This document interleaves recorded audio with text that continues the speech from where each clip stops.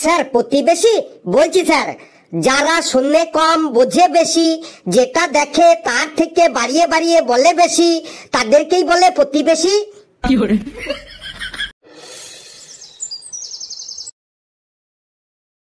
First candidate come in. কি হলো, এত দেরি হচ্ছে কেন? ফার্স্ট ক্যান্ডিডেট ভেতরে আসুন। স্যার এসে গেছি। এত দেরি হলো কেন? ওই একটু জোরে লেগে গেছিল তো, তাই বেডরুমে গেছিলাম। বেডরুম মানে? এখানে আবার তুমি বেডরুম পেলে কোথায়?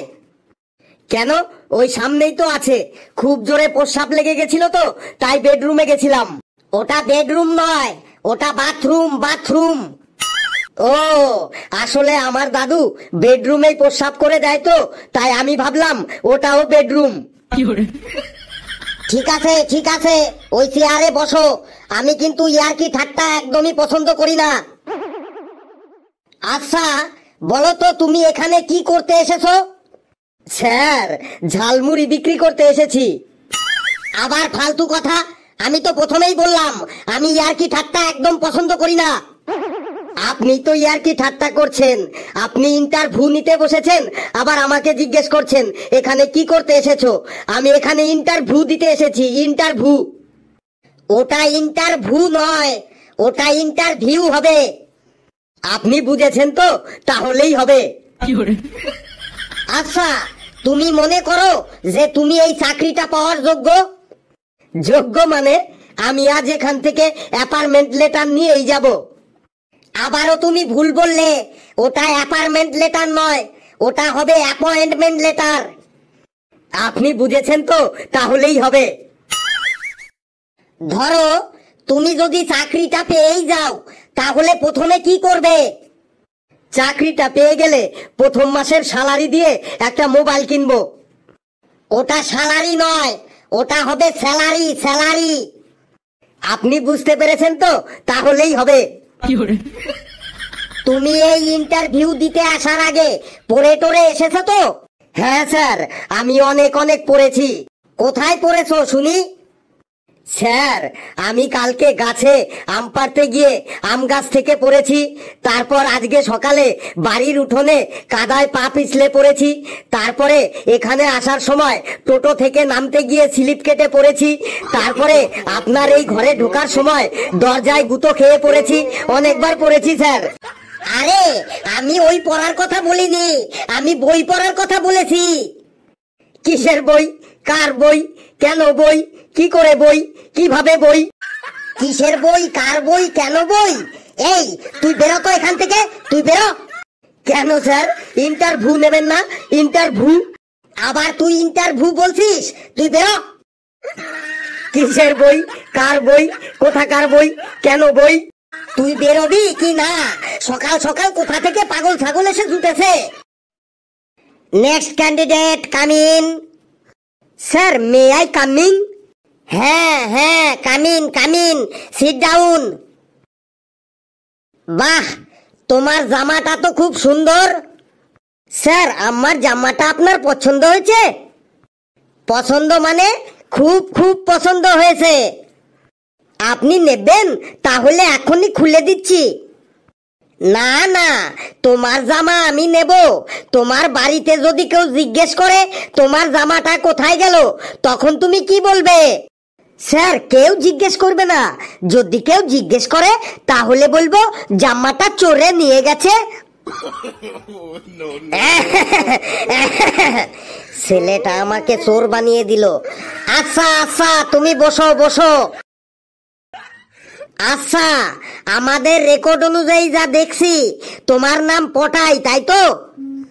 একদম রাইট স্যার। তো পটাই বাবু, ইন্টারভিউ স্টার্ট করি?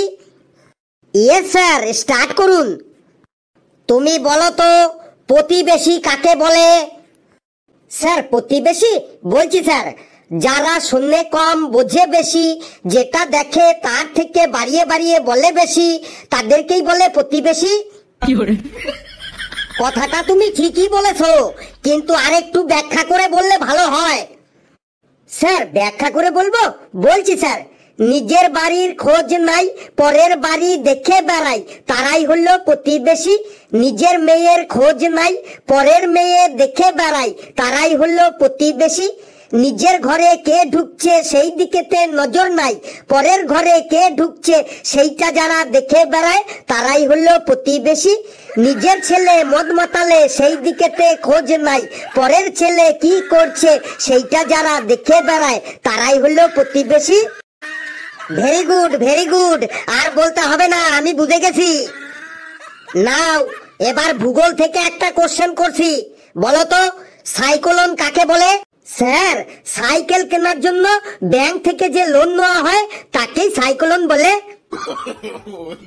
সাইকেল কেনার জন্য ব্যাংক থেকে যে লোন নেওয়া হয় তাকেই সাইক্লোন বলে?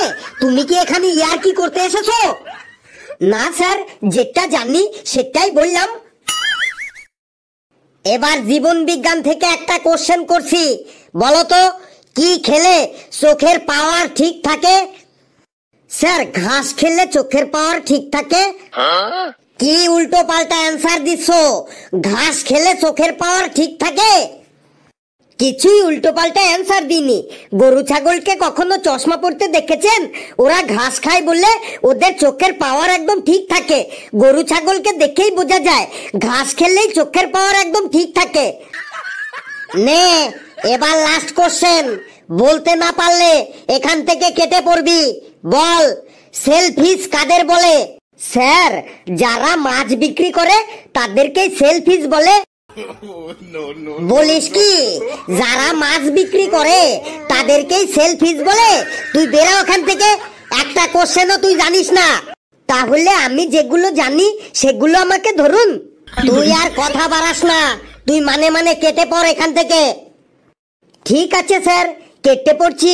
তার আগে একবার বলুন তো, আপনি এখানে কত টাকা মাইনে পান? আমার মাইনে জেনে তোর কি হবে বলুন তো, তারপরে বলছি। আমি 20,000 টাকা মাইনে পাই এখানে। আচ্ছা স্যার, আপনাকে আমি কয়েকটা কোশ্চেন করছি, যদি তার ঠিকঠাক উত্তর দিতে পারেন তাহলে আপনাকে আমি 50,000 টাকা মাইনে চাকরির ব্যবস্থা করে দেব। আবার তুই ইয়ার কি করছিস? ইয়ার কি না, সত্যি বলছি স্যার, আপনার দিব্যি দিয়ে বলছি। বেশ, কর তাড়াতাড়ি কোশ্চেন কর। এই 20,000 টাকা মাইনের চাকরিতে আমার আর সংসার চলছে না। নিন তাহলে শুরু করছি।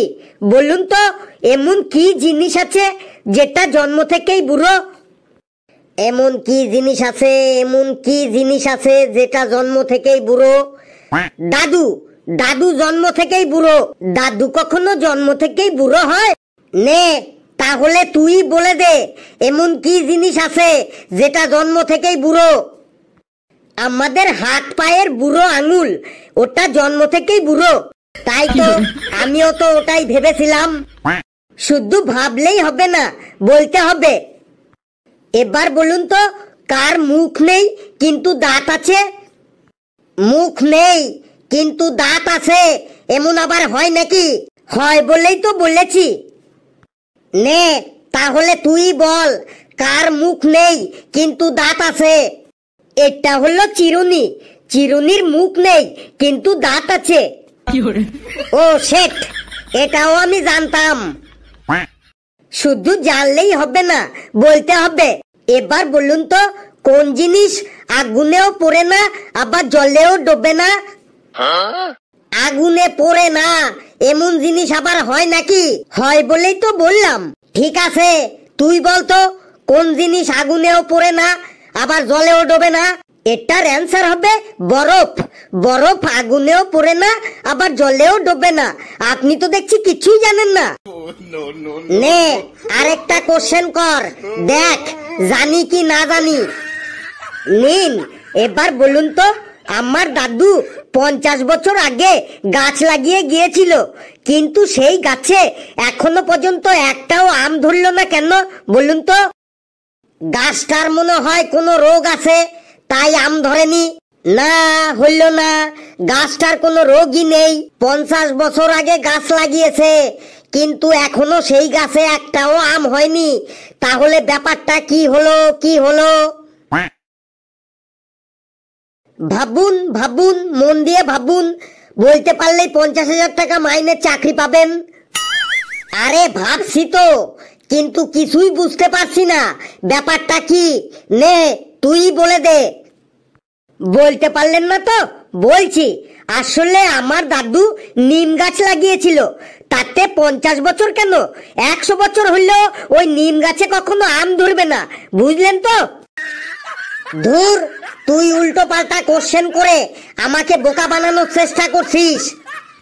এখন বলতে পারলেন না তো তাই উল্টো পাল্টা কোশ্চেন হয়ে গেল। আমি বলেছি আমার দাদু 50 বছর আগে গাছ লাগিয়েছিল, কিন্তু কি গাছ লাগিয়েছিল সেটা তো বলিনি। অত চিন্তা করছেন কি? না মানে ভাবছি এত সহজ সহজ কোশ্চেনের জন্য আমার 50,000 টাকা মাইনের চাকরিটা হাতছাড়া হয়ে গেল। দেখলেন তো আপনাকে আমি কেমন বোকা বানিয়ে দিলাম। তার মানে চাকরি ঠাকরি কিছুই না, তুই আমাকে বোকা বানানোর জন্য এতক্ষণ কোশ্চেন করলি। তোকে আজ আমি বেঁধেই রাখবো। আমাকে ধরতে পারলে তো বেঁধে রাখবেন। ধর ওকে ধর।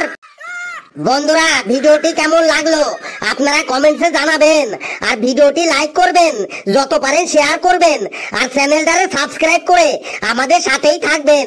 হাসতে থাকুন, সুস্থ থাকুন, যত বেশি হাসবেন তত সুস্থ থাকবেন। সকলে খুব ভালো থাকবেন।